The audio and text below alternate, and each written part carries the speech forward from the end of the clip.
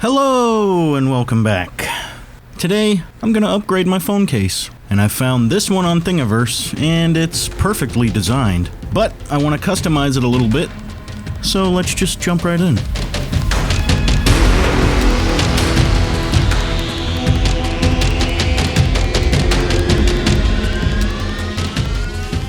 I don't know if any of you are Halo fans, but the games have always had a special place in my heart. Well, the Bungie Halo games anyway.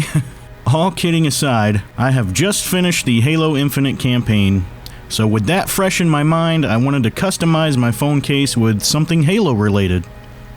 So I found this Master Chief helmet with a quick Google search, and I saved the image. Now, the line width is a little thin, and with a quick check in Cura, I can already tell it's too thin to print. So the only way I currently know how to thicken the lines is in Photoshop. And in Photoshop, I'm going to click on Filters, then highlight Other, then click Minimum. And in here you can make the lines as thick or as thin as you want. I think that an even 3 is probably going to be fine. Alright, so what we need to do is turn this into an SVG. And if you want to know the steps to do that, I'll leave a link in the description and a link at the end of this video to another video where I go through step by step on how to do that. Okay, so once we've got all the designs we want, we're going to want to import them into Tinkercad. And from here, we first want to line up our design and make sure it's within the boundaries of the phone case. Then we want to group all of the designs together if you have multiples like mine. Okay, and this is an important step that you have to remember if you want to use the Z-Hop feature in your slicer. The design has to be centered on the phone case vertically and horizontally. But if you notice, when I click to align vertically, it places the design where it would be cut off due to the fingerprint sensor hole in the case. So in order to get more centered vertically, we have to move the center of the phone case. And the easiest way that I know how to do this is to grab a block, pull it through the work plane, we'll set that to 20 millimeters tall, and we'll have to remember that number. Now if we group the block and the phone case and then try to center the design vertically and horizontally, we're a lot closer to center now. Or at least we're not cutting the design off in the fingerprint sensor. The reason this is important is because in order to use Z-Hop, both the design and the case must be centered in Cura so that we know we have aligned them perfectly. Just to give you an example, here is the design centered, and then we will center the phone case without the block. See how the design is off-center with the phone case? Now, you could sit here and try to align it by hand, but I would personally rather just right-click and hit center and be done with it. At least I know that they are 100% in line with each other this way. Now, back to Tinkercad. Let's align our design to the case, make a copy of it that we'll turn back into a solid and move it out of the way. Then we can group the negative copy of the design with the case and export them both separately. Back in Cura, make sure your first print, aka the design, is centered, then slice and save that for printing. Next, open up the case, and remember that block that is 20 millimeters thick? We're going to drop the print 20 millimeters through the bed so that the block is on the underside of the work plane. We do this so that the case is flat on the bed and centered with the design, and the 20 millimeter block won't even print. Don't forget to set your Z-Hop settings and start printing. And that's it. If you want an easy tutorial on how to use the Z-Hop, I will also leave a link in the description and at the end of the video to a tutorial I made going over that as well. Okay, let's print.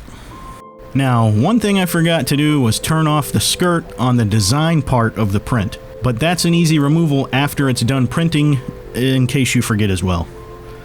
But the design turned out pretty good, so we're going to go ahead and move along and start printing the case over top of it.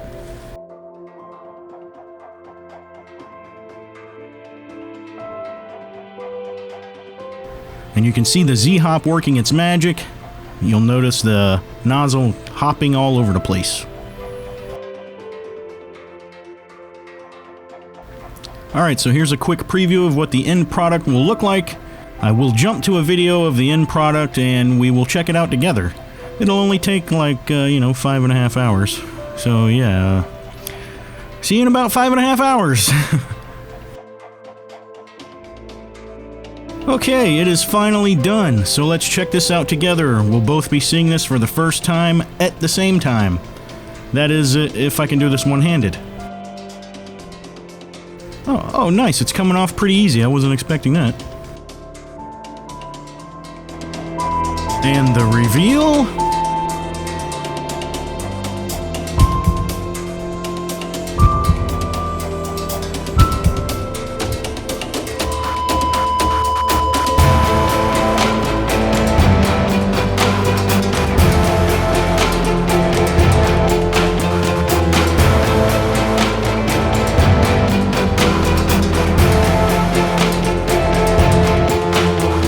I think this turned out pretty good.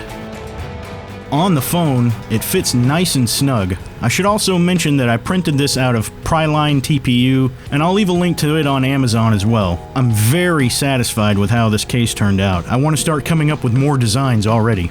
Okay, and on a side note, I want to quickly give a big thank you to all of my subscribers. I have surpassed 500 of you, and I am insanely happy about that.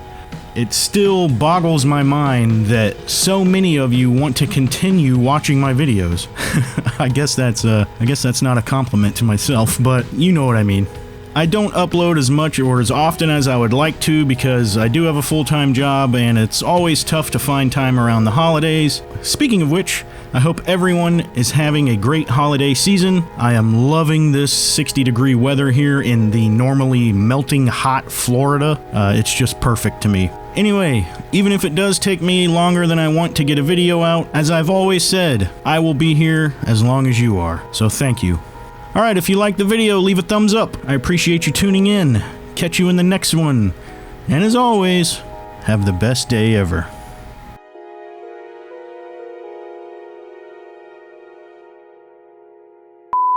And if you want to know how to do that, I'll leave a link in the description and at the end of this video to a tutorial. What am I saying? And if you want tutorial video that I made, holy crap, English. And if you want to know the steps to do that, I'll leave a link in the description to a video I made walking you through that, as well as leaving a link at the end of this video. I can't do this.